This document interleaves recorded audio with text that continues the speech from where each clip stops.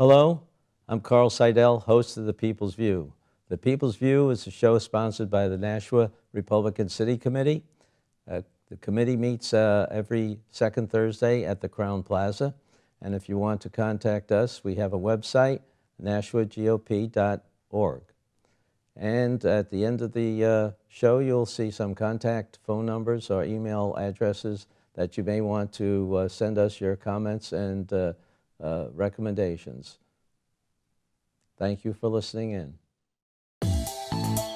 Welcome to The People's View, a program dedicated to discussing local, state, and national issues and their effect on the American people. The People's View provides a platform for state representatives and national figures to present their viewpoint. Whether it's social, economic, or financial topics, you'll hear it on The People's View.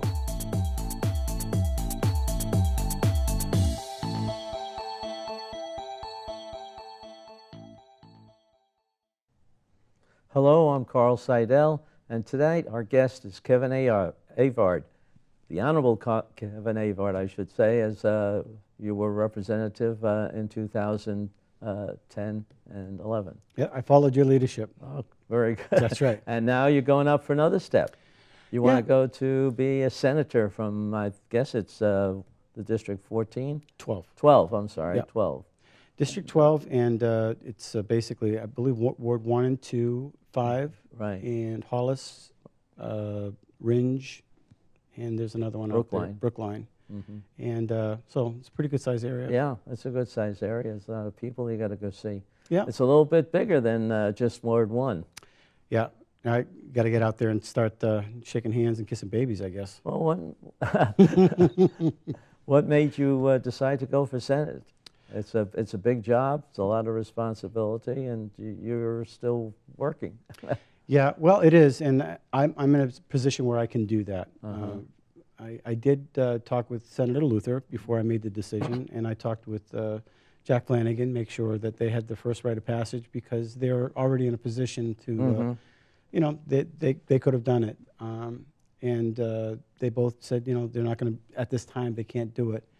And so, you know, I put myself right up to the plate because I got a big, loud mouth. So, yeah, and I think that, you know, the House is great, and I really enjoyed the House. If this wasn't open, I would run for the House as well. But there's got to be some changes in the Senate as well. The recent bills that have been passing are just kind of, they're bothering me. Medicaid expansion. It troubles me that it passed with a majority of Republicans, and there were, I think, a handful of Republicans that fought against that. Right. And I don't understand why it passed. Well, aren't the people just afraid of losing federal money? I mean, that's such a big, tempting thing, and people feel that they'll be criticized because they turn that down, but they don't look at the problems that might be caused. Carl, every time I think of the federal money, I think of the American Indians and the promises that were made to them. Yeah. There's a long track record here. But you know, if you talk to any school district, and you know, has the federal money come in like it was promised with all the federal programs that they were promised? I think that's a resounding no. Recently, there was an article talking about Paul Ryan and how that their budget is going to be cutting back on Medicaid. This whole process was predicated on 100% coverage. If it dips below 100%, then you either get rid of the program or you raise taxes. And I fear that what's going to happen is that they're not going to fund it at 100%. I don't think the federal government with $18 trillion worth of debt is going to keep to their promise. I think that lots of people are going to be pushed to it, and I think that it's already happening. I spoke with a banker not too long ago who was out of work, and at the gym, we're doing the treadmill, trying to get the fat off. And he's out of work, and he said, you know, I tried to sign up for the ACA. They said, I can't get in. I don't qualify. My wife makes too much money. So you need to go into Medicaid. Now this is a banker, and it's almost as though they're pushing a class of people into Medicaid. Now Medicaid is not Medicare, it's Medicaid, and Medicaid is another form of welfare. And it's almost as though we're creating a welfare class, and I don't think that's right. And health care is not as good as Medicare. Right. I mean, you don't get the doctors you want. You don't get the response of the hospitals or whatever servicing. Well, that's another point. You know, there are 10 hospitals, from what I understand, in New Hampshire that do not qualify. So if you're in an area where you're used to going to your doctor, you're used to going to that particular hospital, well, you don't qualify. You have to go over here, and that's troubling. And that's freedom, being taken away from, your choice. I think we need to rethink this. And it was Jeb Bradley who made the infamous saying, I know he's a Republican, but he said, if we don't have the courage to get rid of this, if the funding doesn't come in, then, let's just give up, or something to that effect. I will have the courage. And I think, the problem with the whole Medicaid expansion on top of this, Obamacare, or the ACA, was sold to the American people with the idea that you were going to be able to keep your doctor. You're going to keep your insurance. The cost of the insurance was going to go down, and it would be market-driven, according to Gene Shaheen. I've watched the video a number of times. I'm making sure none of that's happening, and this is not market-driven. This is all subsidized by the federal government. Now, either they were totally incompetent or they were lying. One or the other. And based on both those facts, because you can't have another in between, then we built Medicaid expansion upon that premise, either a lie or incompetence. And even Charlie Arlinghouse, he's an independent. He said this is just like walking into the abyss. So why are we building policy? Well, because of promised federal money that we know we're not going to get. Why are we deceiving ourselves like this? So I think a common man can go up there and have this understanding. That's one of the reasons I'm definitely running. Well, your opponent is for some of these things anyway. I believe she co-sponsored it. Yeah. Right. And so. Yeah, and I think, Carl, I know she has a background in medicine, but that doesn't give her the license to cause us to have we're going to have an income tax to pay for this. An income tax is going to affect you. You're retired. It's going to affect me.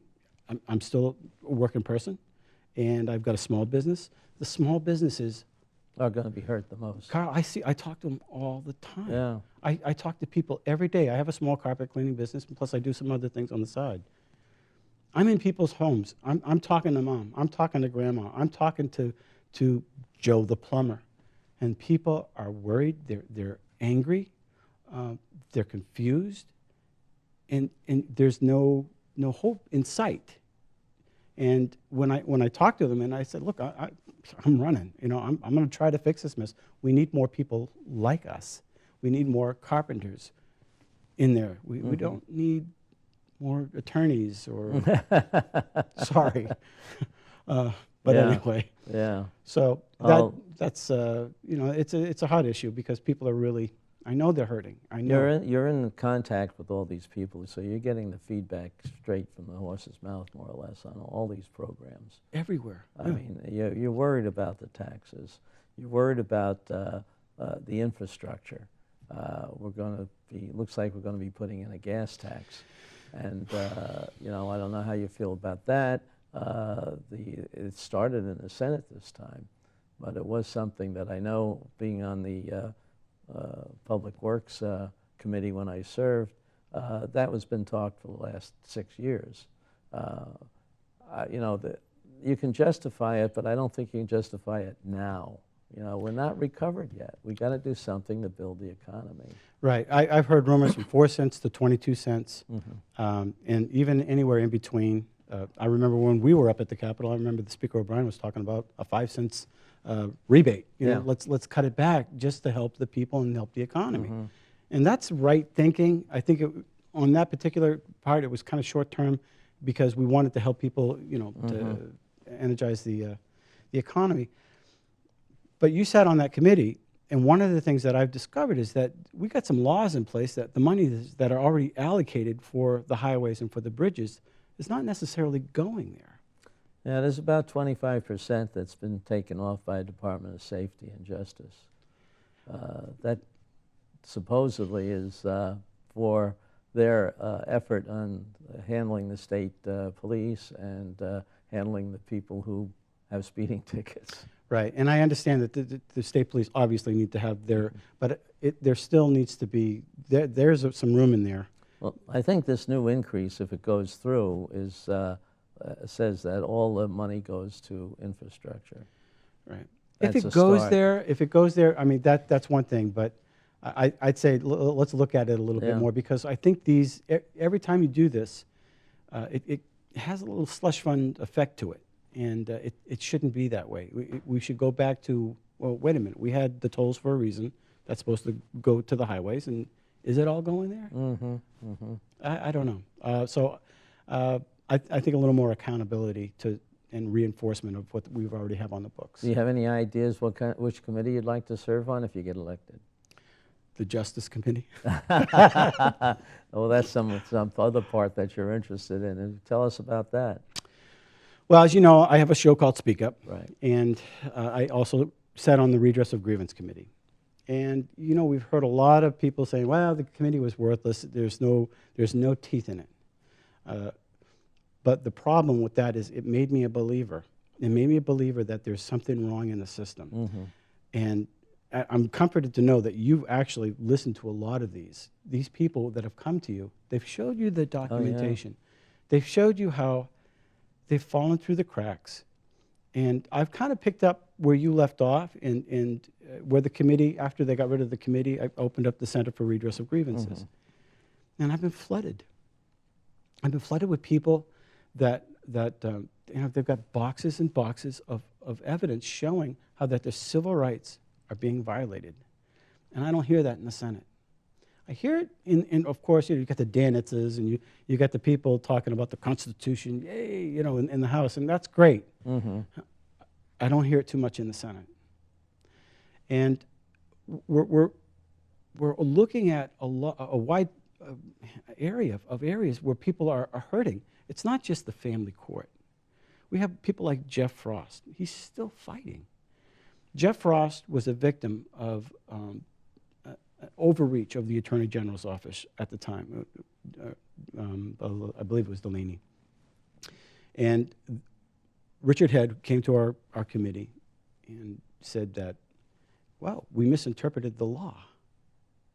And I'm looking at him and I'm thinking, okay, your misinterpretation of the law allowed you to go into Mr. Frost's files, take them out. There was an illegal search. You were going to send him to jail for 5 years and a $500,000 fine. And if you settled, then it would have been 1 year and $200,000 or some stupid number. Yeah. The bottom line, Jeff said, look, I'm innocent. So he had to appeal, and then finally appealed to the New Hampshire Supreme Court. He was innocent. Well, the Attorney General's office has a lot of money if they want to take you down. They can, yeah. Right. It's the same thing on the federal level. Well, what's happening on the federal level is happening in the microcosm, on the smaller level. So Jeff Frost won, but it cost him $185,000 to keep his freedom and his name, in addition to nights without sleep. You know, the family's just, what's going on here? Oh, yeah. And that's We've heard other cases like that, too, before you got into it, where people lost their house or lost their marriage because the financial costs and the public ridicule that some of them have gone under. Sure. And if the government wants to come down on the people, who's going to defend them? Mm-hmm. How do you fight against that? And what happens when your lawyers don't? Because their lawyers are connected to the powers that be. And which brings me to another case that, you know, Mike Gill, you know, he's got the big flashy signs. I remember meeting with him the first time, and he was talking about, well, my lawyer and her lawyer were vacationing together while we were going through the divorce. You know, nobody brought this up. I took him at face value because I didn't see any documentation. But come to find out, I just watched his most recent hearing, and under oath, Attorney Ross said, yeah, he was my good friend. My mouth just, well, $4 million later, right? So there's a web, there's a connection. It seems like one's playing catch with the other, and I really think that people need to know that there's a senator that will listen to you. I really pride myself, excuse me, on Speak Up, in that I'm allowing people to have a voice, and I want to be that senator. Okay, well, that's good. This needs something to happen. I hope you do get to do that, because that's something that's very needed, and to be frank, it's ignored. I mean, they just dissolved the committee this last session. And they don't have anything to do legally, I mean, in making the laws. Well, it was Representative Weber, I believe, that said that it was a kangaroo court. But when the people are provided by the Constitution, Article 31 and 32 and 38, that they have a right to petition the House, that's not a kangaroo court. You're calling your own house a kangaroo court. So they have a right to be heard. The First Amendment, you know, I've read it 1,000 times, but at the end of it, it says the people have a right to redress. And if it just goes unanswered, if it's just, okay, yeah, they said something, well, you know, you can't fight City Hall, then there's really no hope. Our Constitution was delivered to us with the hope, with the idea that our country would provide justice, both our state constitution and our federal constitution. Carl, the economy can be great. It can be, everything can be flourishing all around you. But if you don't have justice, freedom is imaginary. That's what I believe. Well, let's switch gears a little bit. The budget's going to be coming up, too. That's going to be a toughie. You're going to still try to hold the line. This last budget was really guided by what happened in 2010. But now in 2000, well, I guess it'll be 15 when the budget's approved. Do you see the economy improving enough to do as many things as some of the opposing party wants to do, or do you think it's going to be tight still? I think it's going to be tight, and I think right now with our major the macroeconomy, it's not bouncing back. We didn't get this big stimulus. It's just creeping along. You get people that say it's doing wonderful. You look at the stock market, but then you look at City Hall. Somebody's making money, but it's not the people. I think in New Hampshire, instead of expanding Health and Human Services, I believe that was a big push. There was a big expansion there. What you're doing is you're going from a Cadillac to a Mercedes, and then you just keep building and building. And the more you expand this government, the more it costs. Well, you know that Health and Human Services takes, what, 45% of the whole budget. So there's something that has to be analyzed there. And I think that all they can think of is getting more and more money, more and more programs. They never really evaluate the success of those programs. There needs to be an audit. Well, they've had audits. They've ignored them. If you hear I went to some of those audits, and they completely ignored them. Right. And some of the sub-departments, the DCYF, has gotten an F rating in the past. Dot Nightingale done some major research, and you know, why do they get a pass? Why did they get a raise? Why isn't there accountability? There has to be accountability, and there isn't any. At least it doesn't seem to be. Well, I think just like any business, you run a business now, you don't have thousands of people, but even with the group you have to analyze whether they're working. Well, somebody gets a raise, or somebody gets fired, or somebody gets warned that they may be fired because of their work ethic. Years ago, I had about 24 employees, and I hated it. I hated it. I had to pay for the insurance. I had to pay for the workers' comp, everything. And by the time I got done, why am I doing this? I found that by working by myself, I was making more income because of all the other expenses. Yeah. And of course, I could have raised my prices, and it blah, blah, blah. But it's a small business guy that's really hurting in this economy. I really think that they really need to look at the budget. I think that they need to have some tax incentives for businesses to come into New Hampshire. I think they need to at least put a break on stuff and go back to, wait a minute, we had a 12% cut. You know, you had all this money, and it's not a slush fund. They don't even put it into the rainy day fund, Carl. It's like, what are they thinking? This money doesn't grow on trees. There's a printing press, I know, but we don't have that. We don't have that luxury, or I shouldn't say luxury. It's really a criminal thing to do, print all that money when somebody has to pay for it. Well, the feds can do it, but the states can't. Yeah. And so, again, that you need somebody willing to look into this, and I will be willing to look into this, and holding people more accountable. Well, what about the infrastructure they're talking about? They're trying to get the gas tax to pay for some of that. Roads and everything, they need that to build the economy, don't they? Yes, they do. Actually, a long time I've had a customer, Audley Construction. They, I used to hear how bad some of these bridges are in the state, and I remember specifically Mrs. Audley saying, "You know that bridge in Concord, the one that they're actually working on right now." This was a few years ago. She said, "I won't drive on that." Really? That's Mrs. Audley, and if you don't know, the Audleys, they're responsible for building a lot of the highways, and they've been part of building the infrastructure in New Hampshire. And I talked with the engineers, and my God, and this is 10, 15 years ago. So it needs to be, the roads need to be fixed. You got to make it a place where other businesses can come in and build their businesses.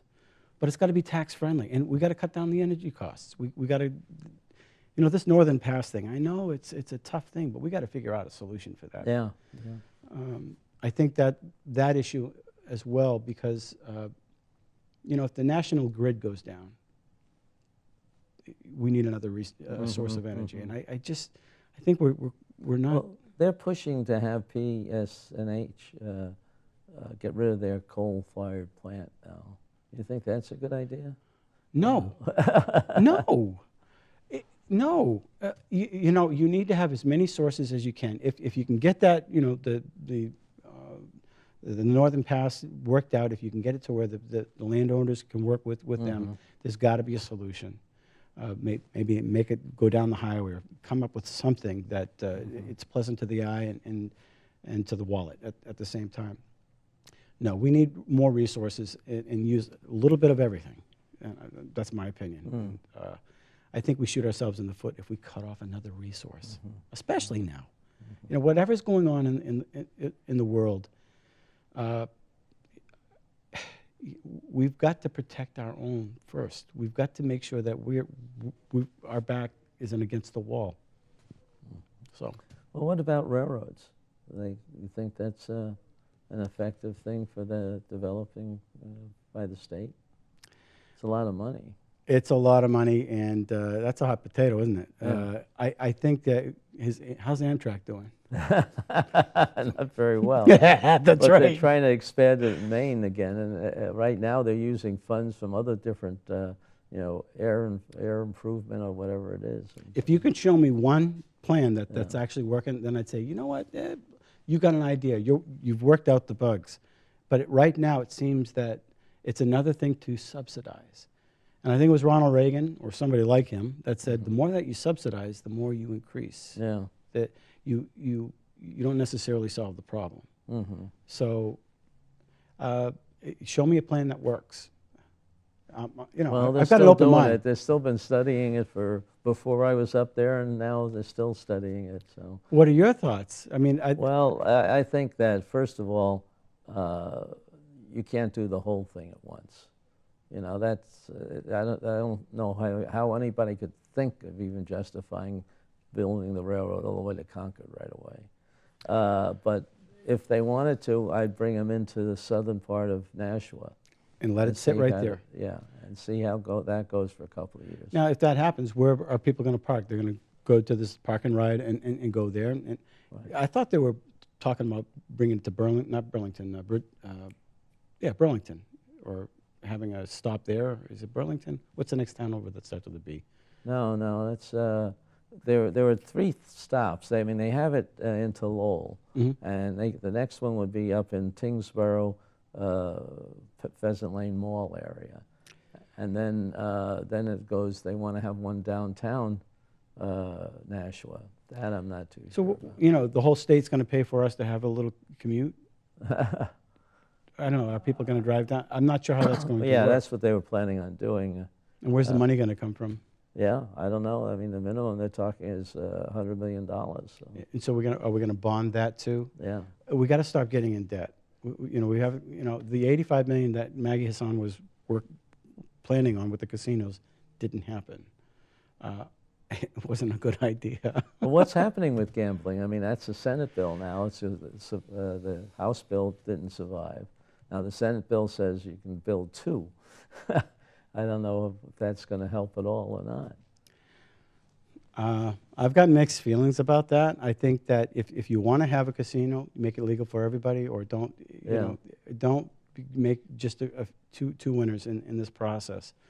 And I think that's something smells, in my opinion, about this. I wonder if this is why Medicaid expansion got through, because a deal was made. Not making any accusations, but I don't think a casino is the answer. Everybody's saying, yes, well, let's get the gambling. That's just a poor man's tax. It really is. I mean, not everybody's going to walk away a winner. I think there are other ideas that we can, you know, bring more business into. I think that's what I don't see enough of. I mean, we have a new commissioner for DRED. Of course, they ought to change that name too. DRED. Yeah, DRED. I dread New Hampshire. Right. But anyway, I like to see them do a lot more and trying to get companies here. You see our companies, some of them moving out, but they are, Nashua is doing a lot to bring companies in, and they're developing that southern Spitbrook Road quite well. They'll get more people in there. But I don't see any real coordinated effort. And the state, I think, is responsible for coordinating some of these things. Well, bring it on. I don't see it either. I served as a city councilor up in the Franklin area, and I think one of the nice things about when you serve as an alderman or a city councilor, you learn that you don't want just houses to come in. That doesn't necessarily help with your tax base. That actually increases your services, your needs for your firemen, you need the businesses to come in to offset the property taxes. Right, yeah. And so you have to make it friendly. You've got to make it sure that the property taxes don't scoot these people out of town. Kevin, we've come to the end of the time lot. How do people get in touch with you if they want to help you in any way in your campaign? Well, immediately they can contact me. Just email me at Kevin Avard for State Senate, Avard for State Senate 12@gmail.com, or like Kevin Avard for State Senate on Facebook if you're on Facebook. We'll have a website up pretty soon. Okay, and we'll try to add that to the end of this tape. Sure. Okay, so thank you very much and good luck in your future.